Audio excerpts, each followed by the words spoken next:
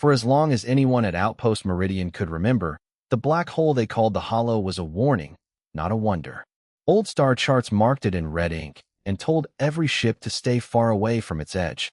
200 years before, a human ship named the Wayfairer had ignored that warning. It flew too close to the Hollow and vanished. No signal ever came back.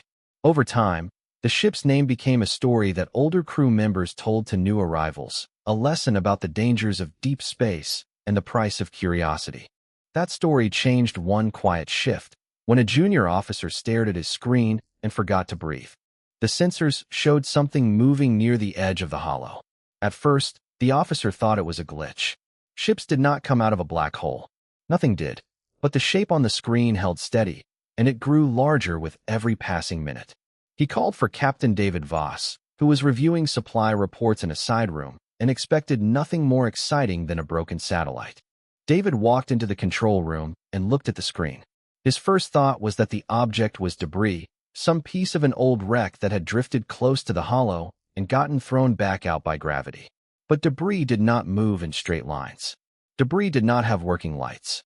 "Pull up a full scan," David said. "Now."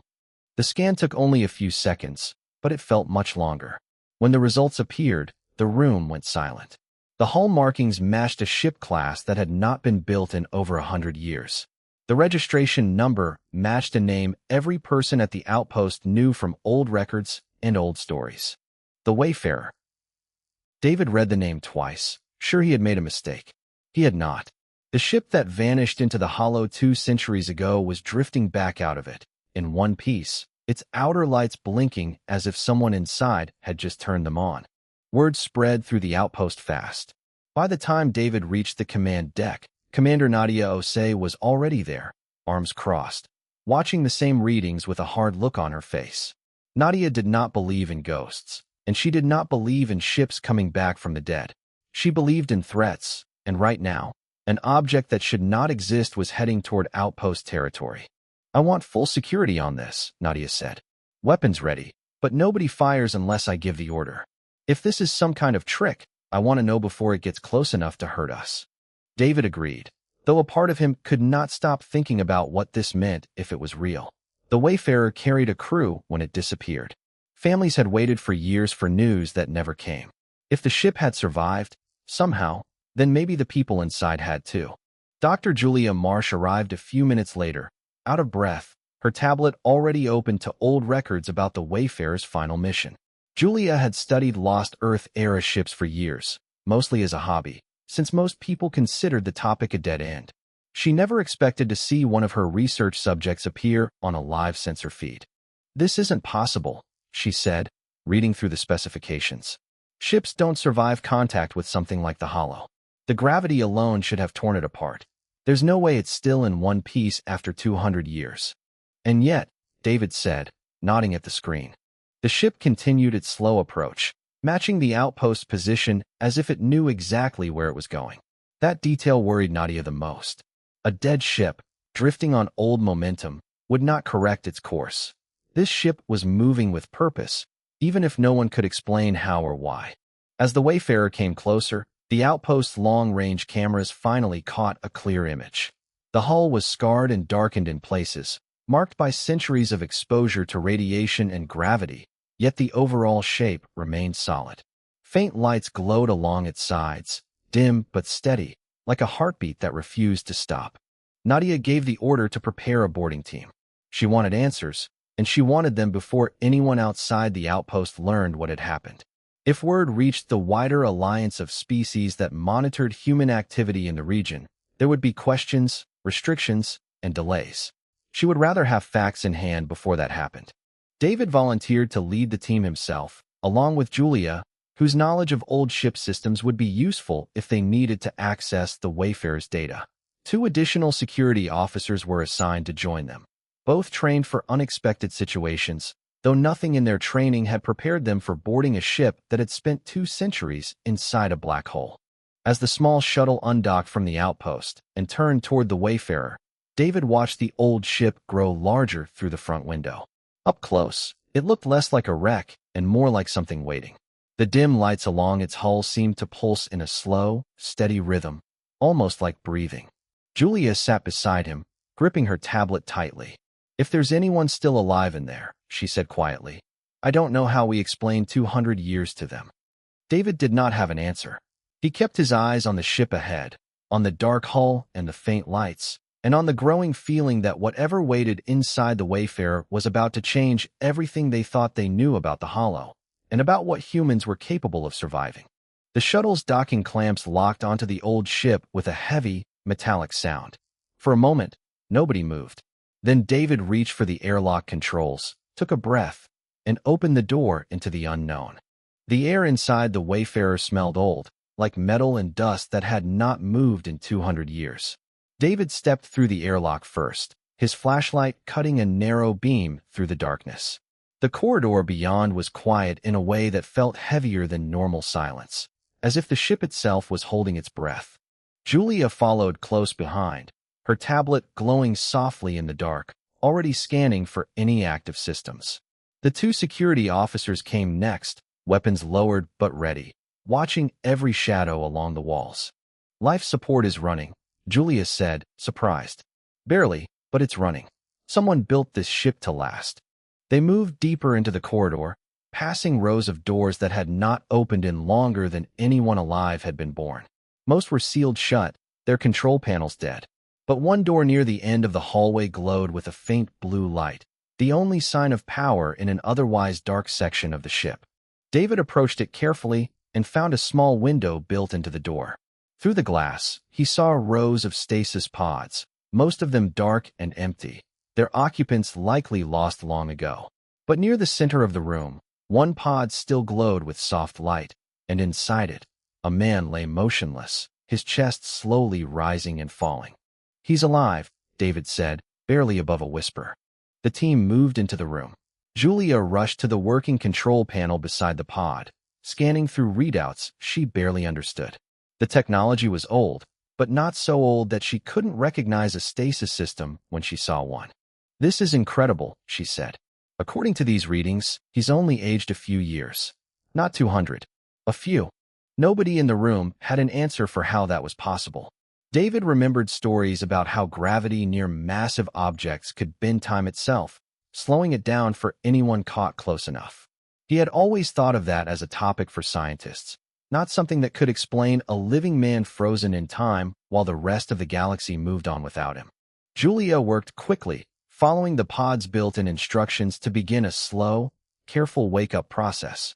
It took nearly 20 minutes before the pod's glass lid slid open with a soft hiss, and the man inside took his first breath of open air in 2 centuries. He opened his eyes and looked around, confused and unsteady. David helped him sit up, keeping his voice calm. "You're safe," David said. "You're on a human outpost. My name is David Voss." The man blinked slowly, struggling to focus. "Owen," he said, his voice rough from disuse. "Owen Hale, captain of the Wayfairer." He paused, looking around the dim room, taking in the dust and the darkness. "How long have I been under?" David hesitated, unsure how to answer. Julia stepped forward gently. "Just over 200 years," she said. Owen's face went pale. He gripped the edge of the pod tightly, his knuckles turning white. For a long moment, he said nothing at all, simply staring at his own hands as if trying to understand how they could still look so young after so much time had passed.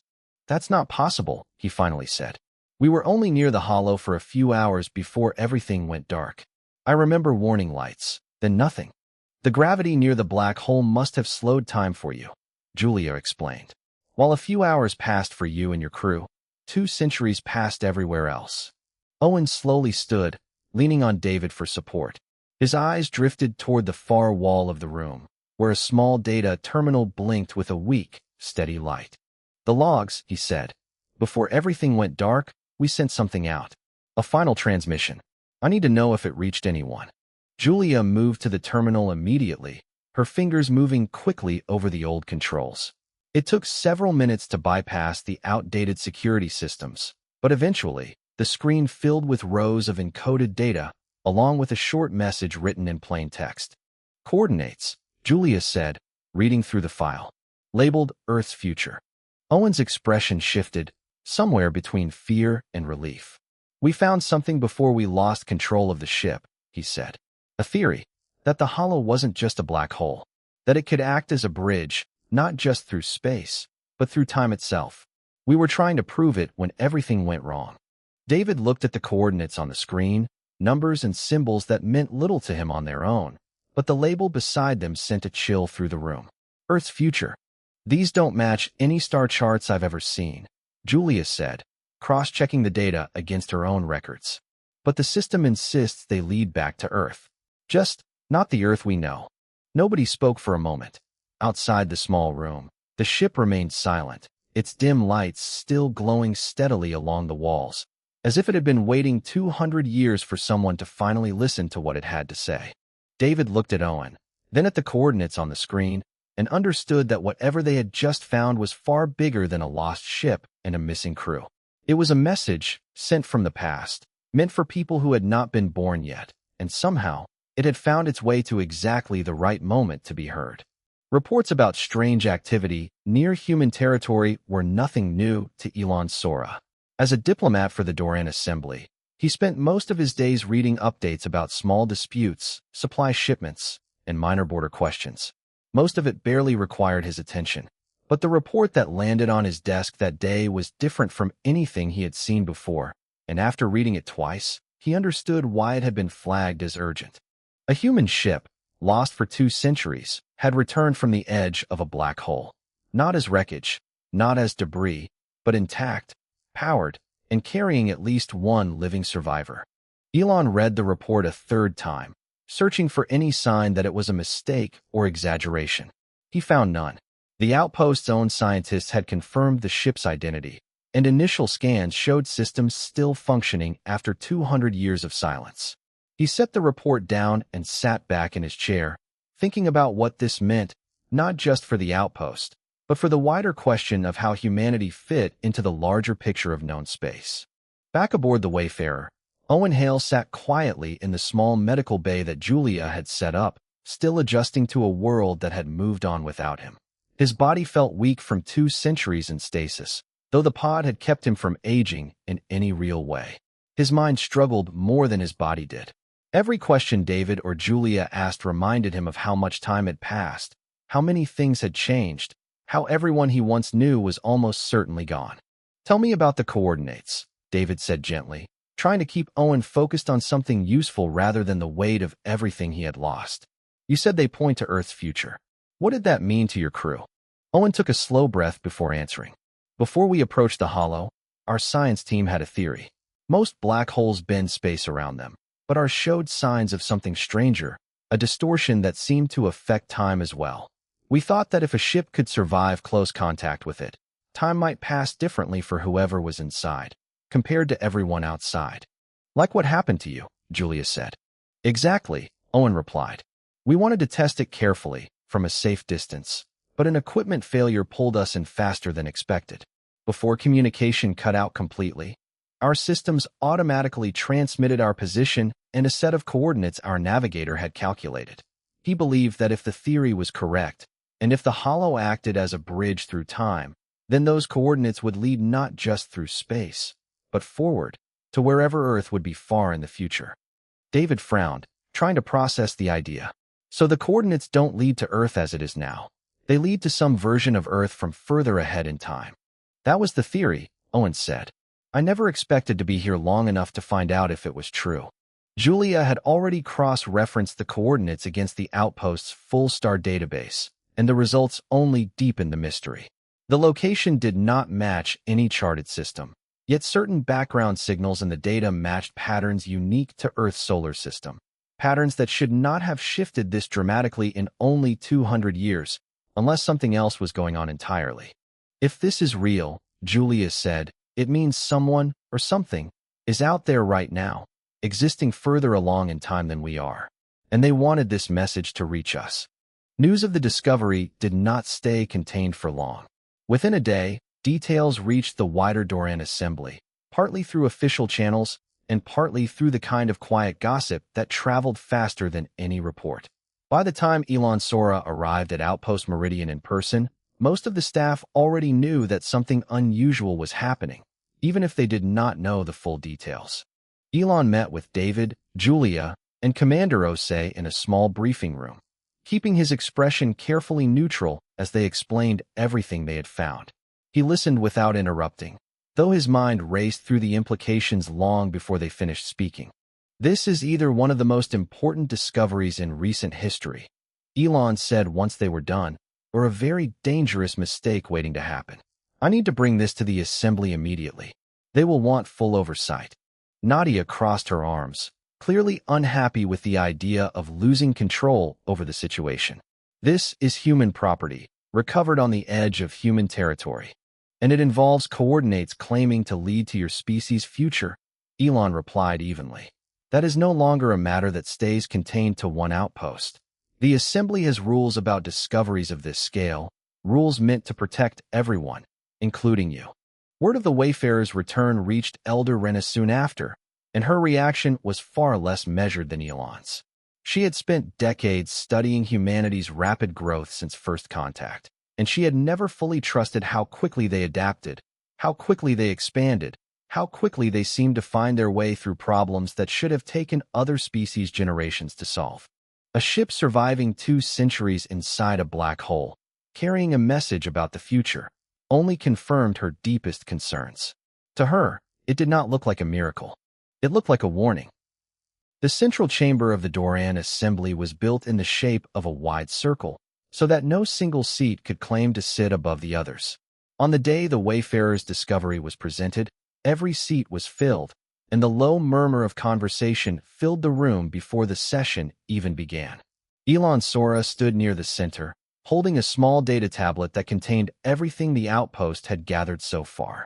Sensor readings, ship logs, and the coordinates labeled Earth's future. He had presented difficult reports before, but never one that made his hands feel this unsteady. When the session opened, he explained the discovery clearly and carefully, leaving out nothing. He described the ship's return from the Hollow, Owen Hale's survival, and the strange coordinates that seemed to point toward a future version of Earth.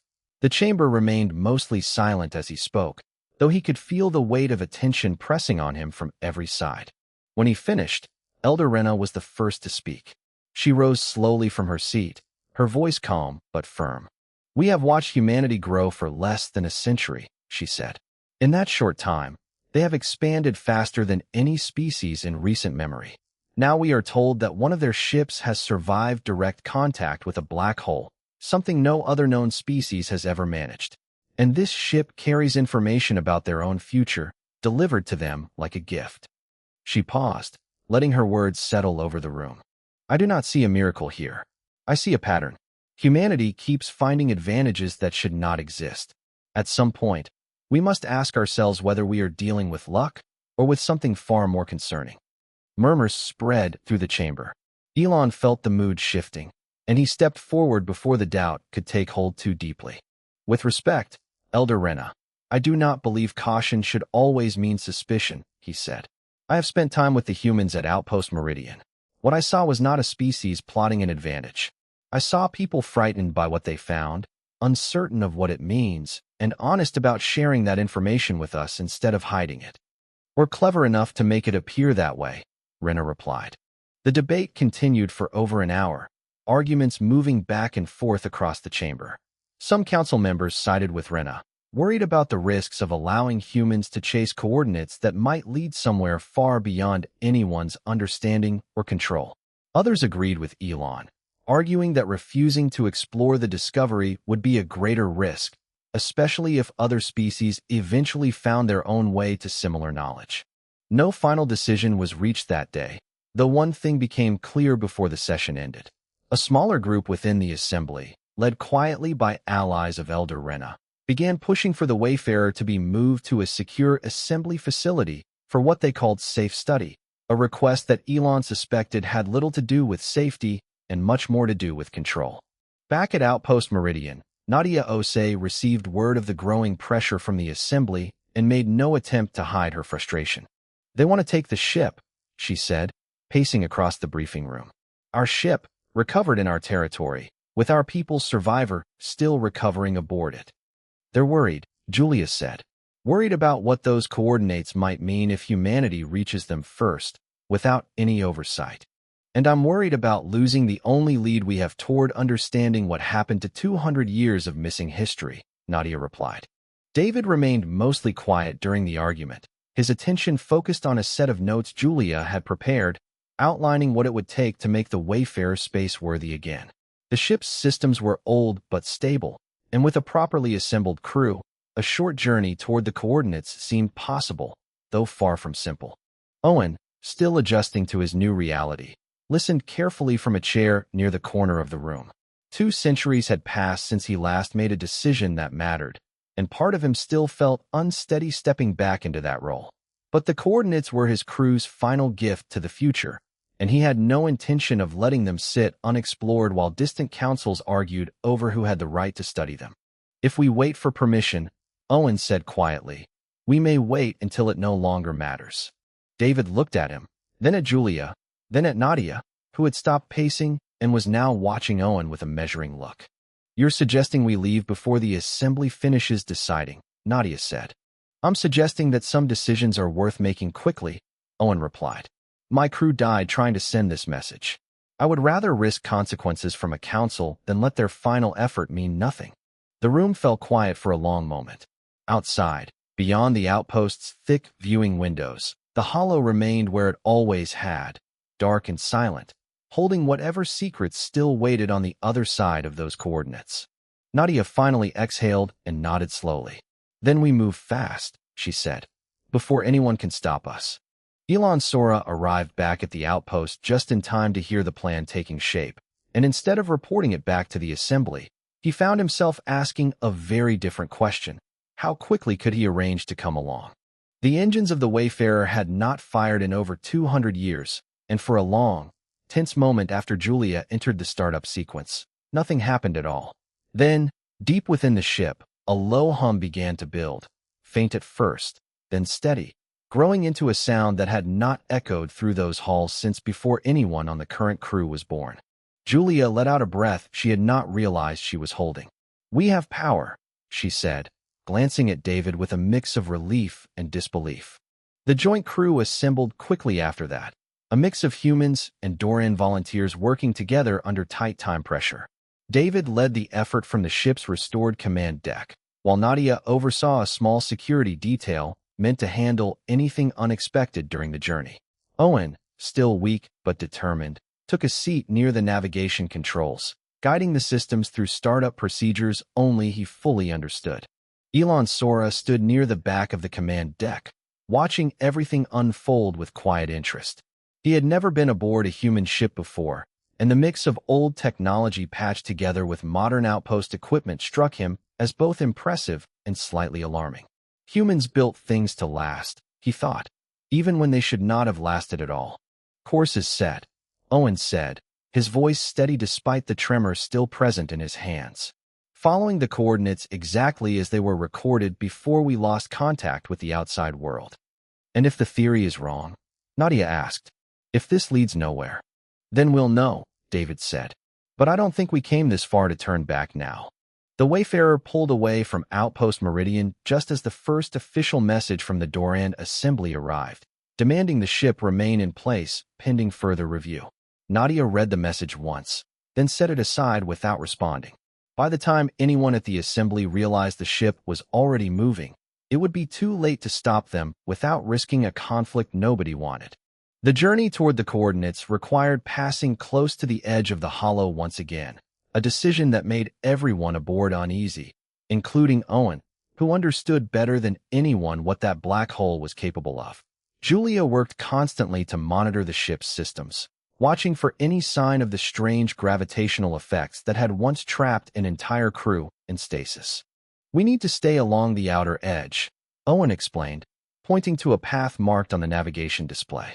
Close enough to use the same gravitational current that pulled us in the first time, but not so close that we lose control again. The ship shuddered slightly as it entered the outer currents of the hollow's gravity, the hum of the engines deepening into a low groan that vibrated through the floor. Elon gripped the edge of a console, doing his best to hide his discomfort, while Nadia kept her focus locked on the security displays, ready to respond to any sign of trouble.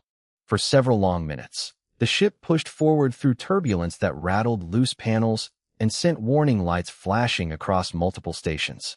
David called out adjustments as needed, while Owen guided the ship through the same path his old crew had once tried and failed to navigate safely. Then, almost as suddenly as it began, the turbulence eased. The engines settled into a smoother hum, and the warning lights along the command deck slowly faded back to steady green. "We're through," Owen said, relief clear in his voice. "The worst of the gravitational pull is behind us."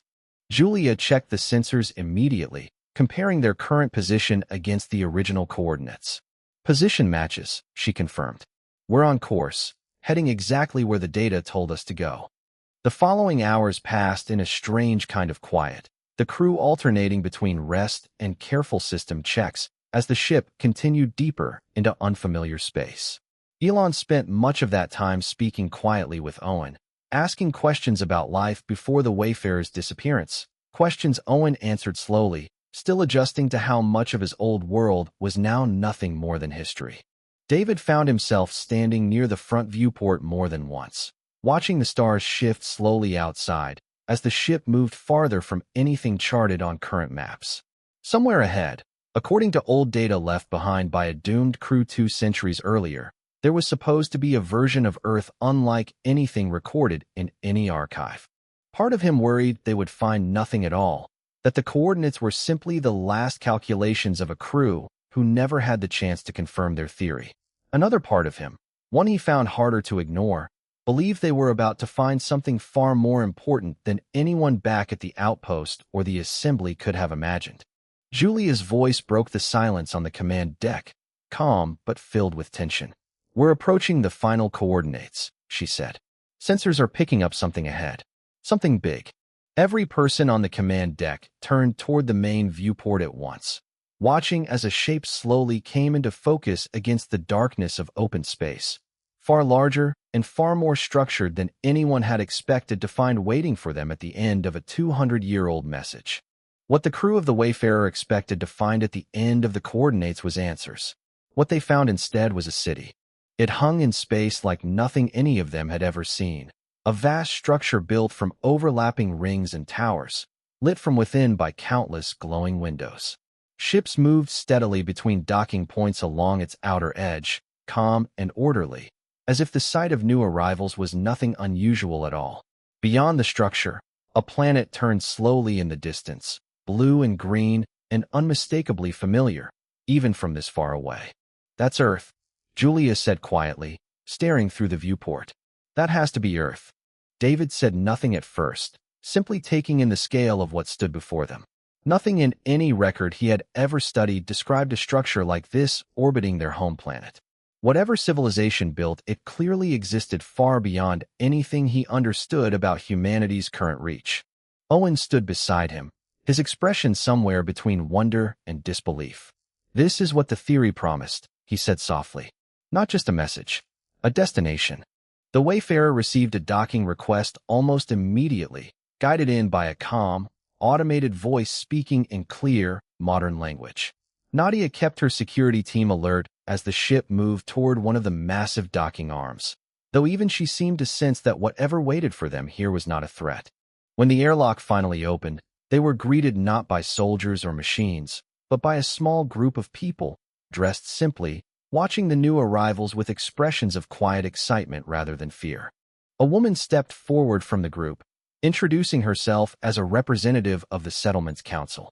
She explained, in careful and patient words, that this structure and the version of Earth it orbited existed generations ahead of the crew's own time, built by descendants of colonists who had used the strange properties of the Hollow to leap forward, preparing for challenges that had not yet reached the crew's own era. "We knew the Wayfarer would eventually reach us," she said. "Records passed down through generations told us this day would come, though none of us expected to be the ones standing here to witness it." Julia stepped forward, still trying to process everything unfolding around her. "The coordinates," she said. "Why send them back at all? Why not simply exist here, without reaching into the past?" The woman's expression softened. "Because the future is never guaranteed," she said. "Our ancestors faced difficult years after their leap forward through the Hollow. years of struggle before they built anything stable. They believed that if they could send guidance back, even something as simple as coordinates, it might help those who came after them avoid some of the same hardships. It was never meant as a warning. It was meant as hope. Elon Sora listened closely to every word, already thinking about how he would explain this to the assembly, and to Elder Rena in particular. This was not a display of dangerous ambition or hidden advantage. It was a message from one generation of humanity to another, carried across time by nothing more than persistence and a willingness to try something no one else believed possible. Over the following hours, the crew was given a careful tour of parts of the settlement, shown glimpses of technology and infrastructure built to support long-term survival, systems designed with lessons learned from mistakes that had not yet been made back in David's own time. It was clear that whatever difficulties still waited in humanity's future, this settlement intended to make sure their descendants faced them prepared, not blind. Before the Wayfarer departed to return home, Elon requested a private channel to send a full report back to the assembly. He kept the message simple, describing exactly what they had found, not a threat, not evidence of dangerous advantage, but proof of resilience, cooperation, and long-term thinking passed across generations through the most unlikely of paths. Elder Rena received the report in the quiet of her own chamber, reading it slowly, several times over. She did not respond immediately, though something in her earlier certainty had clearly shifted. A species capable of enduring what humanity had endured, and choosing to use that endurance to help those who came after them, was not the same threat she had once believed them to be.